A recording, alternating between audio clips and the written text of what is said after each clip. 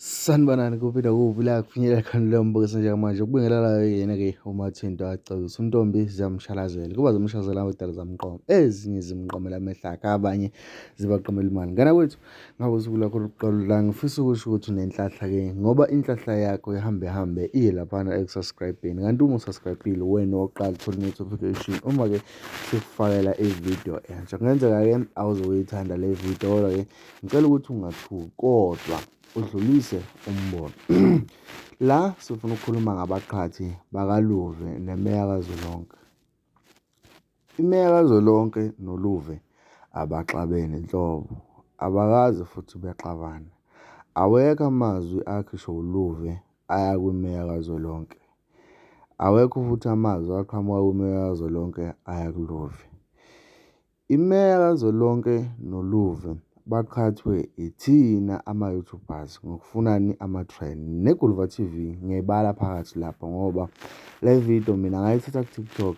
Ngiyayazi ngayithatha nje ku-TikTok ngoba sometimes siyabe sifuna ukuthi sivuse iy'nto ey'ndala kube ngathi zinhle. Ividiyo kaLuve wayibuzwa emcimbini lento i-podcast le yombuso wamagcila endala ebuzwa mayelana nokuthi uyaphatheka kanjani uma ezwa abaculi bethatha ushuni wakhe bengamfeaturisha. Ngasiphi isizathu na? uSikweletu akafeaturisha isikhundla sikaLuve nabanye no-Limit akamfeaturishanga uLuve uzenzelile lento yakhe. Nomjolisa akamfeaturishanga uLuve uzenzelile lento. uMenzi wafeaturisha imeya kaZwelonke.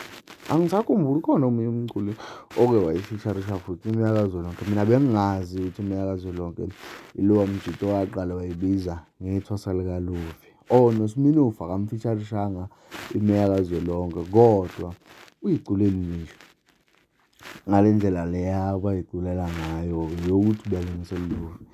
Kanti manje uLuve usebhixeke ngobende inyama engayidlile kodwa-ke naye phela kusho ukuthi babona ukuthi liyahlala nami kusho ukuthi ngabona ukuthi liyahlala ngoba iy'nkulumo lezi zasuke zafana. Bethi uma y'fana kwasho khona ukuthi hhayi-ke ayikho nathi into esingayenza kumele sigxume sihlale yabo ngoba uLuve into eyayimkhalisile abaculi abangamfeaturisha abavele bey'culele futhi angicabangi mina ukuthi kuyinto e-wrong ngoba ubone nje um-afford uLuve kodwa into oyidingayo uyakhona ukuzenzela.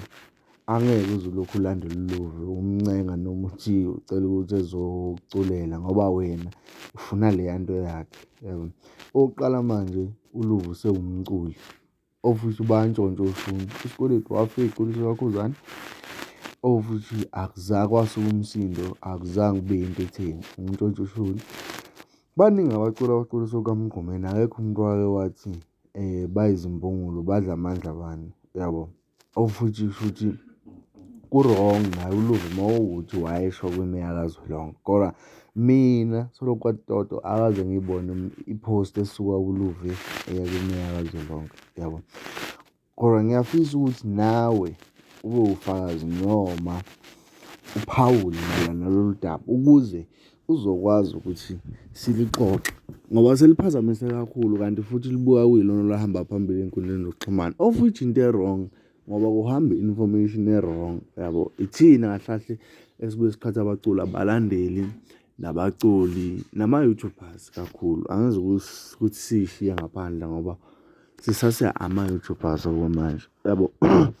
So ukuqhatheka kukaLuve-ke kumfikise ekuthenini noma asathi uyacula abantu bangafuni ukumlalela ngobani babona ngathi unomona nalento kameya kaZwelonke. Maningi-ke amavidiyo lapho khona bemgxeka uLuve. Uwelile umgxekile uLuve ukuthi leli vukana oluwuLuve selihambe lingena nje noma ikuphi. Ukhona omunye ubhuti futhi oke wathi hhayi wena meya kaZwelonke yeka lento uLuve unomona ukuthi uyamemeza lokho ethi kuphela yabo. Bafethu ngiyafisa ukuthi umaskandi siwufunde siwuqonde kodwa kancane kancane solokhu sililungisa igwegwe laphana nalaphana ngoba siyalazi iqiniso yabo. Wena kwakho ukuthi njengamanje uma kuwukuthi bewusuku lakho lokuqala la ushare, ukhomente, usubscribe okhuluma nakho konke ukuze sihlangane nangokuzayo. Thuthukani, kuthanda ukubhubha.